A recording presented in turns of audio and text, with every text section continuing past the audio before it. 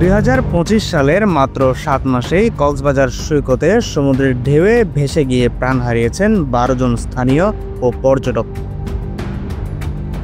এতে সামনে এসেছে এক গুরুত্বপূর্ণ প্রশ্ন, সমুদ্রে কেউ বিপদে পড়লে তাকে উদ্ধারের জন্য কক্সবাজারে কি আছে পর্যাপ্ত প্রস্তুতি? বাংলাদেশের অন্যতম প্রধান পর্যটন শহর কক্সবাজারের সরকারি কিংবা বেসরকারিভাবে কোনো পেশাদার ডুবুরি দল নেই। মৃত্যু ঝুঁকি নিয়ে সমুদ্র গোসল করছেন পর্যটকরা। নেই সমুদ্র উদ্ধারে প্রশিক্ষিত কোনো স্থায়ী টিম, যা অকপটে স্বীকার করলেন ফায়ার সার্ভিস কক্সবাজার স্টেশনের এই সিনিয়র কর্মকর্তা। দুর্ঘটনা ঘটলে সেই চট্টগ্রাম থেকে আনতে হয় প্রশিক্ষিত ডুবুরি, ততক্ষণে যা ঘটার ঘটে যায়। পানিতে উদ্ধার করার জন্য যে ড্রাইভার বা ডুবুরি দরকার, সেই ডুবুরি কিন্তু কক্সবাজারে নেই। তো আমাদের এই ধরনের উদ্ধার তৎপরতা করার জন্য চট্টগ্রাম থেকে আমাদের ডুবুরি নিয়ে আসতে হয়।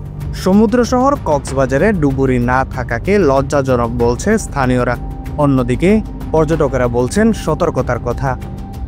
এটি তো আসলে আমাদের বিশেষ করে বাংলাদেশের জন্য, আমাদের পর্যটন ব্যবসার জন্য অসম্ভব একটা লজ্জাজনক ব্যাপার। আমাদের কোনো ডুবুরি নেই। এছাড়া হচ্ছে আমরা বিশ্বের দীর্ঘতম সমুদ্র সৈকত, কিন্তু আমাদের ডুবুরি নেই, যে এটা আমাদের লজ্জাজনক। এবং আমাদের অতীত সরকারও যেমন করে না, বর্তমান সরকারও হয়তো বা এটা নিয়ে কোনো ওদের চিন্তা ভাবনা নেই। দেখছি বারবার মাইকিং করছে, আপনারাও দেখবেন যে যাতে বেশি যাতে অনেক দূরে চলে না যায়, কিন্তু মানুষ দোষ আমাদেরই। আমরা সেফ সাইডে না থেকে অনেকেই দেখেন অনেক বেশি চলে যাচ্ছে। এটা তো রিস্কি, লাইফ রিস্ক নিয়ে তো লাভ নেই, একটু নিরাপদে থাকতে হয়। ডুবুরি থাকলে ভালো।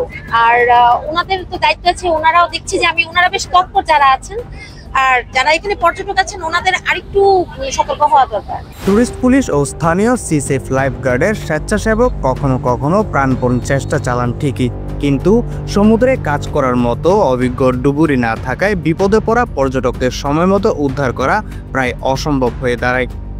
কক্সবাজারের মতো সমুদ্র কেন্দ্রিক শহরে ডুবুরি না থাকার সীমাবদ্ধের কথা জানালেন কক্সবাজার বিচ ম্যানেজমেন্ট কমিটির সদস্য সচিব রায়হান উদ্দিন আহমেদ। সেই সাথে তিনি বলেন, দক্ষ জনবল নিয়োগ কার্যক্রম চলমান রয়েছে। যে ড্রাউনিং কেসগুলো অধিকাংশই কিন্তু এই বিচে কম। এখন এই সি সেফ লাইফ গার্ডের যারা কর্মী রয়েছে, আপনি হয়তো তাদের সঙ্গে কথা বললে জানবেন, অনেকেই কিন্তু উচ্চতর ট্রেনিং পাবে, এদের কিন্তু যথেষ্ট দক্ষতা জ্ঞান রয়েছে। কিন্তু এই কথা সত্য যে আমাদের যে ভেহিকেলস গুলো প্রয়োজন সমুদ্রে ডুবে গেলে তাদেরকে তাৎক্ষণিক উদ্ধার করার জন্য সরঞ্জামাদি, আধুনিক সরঞ্জাম, এখানে আমাদের একটু ঘাটতি আছে। আমরা আমাদের যে জনবল রয়েছে এটা কিন্তু যথেষ্ট জনবল। আমরা আরো জনবল বৃদ্ধি করব, আরো অভিজ্ঞ লোকজন আমরা নিয়োগ করব। এই ব্যাপারে আমাদের কিন্তু একটা সিদ্ধান্ত রয়েছে।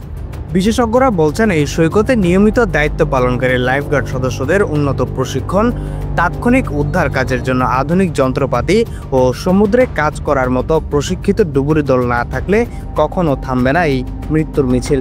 ফলে পর্যটকদের আস্থা হারাবে কক্সবাজার। জয়ন্ত জয়, CCN।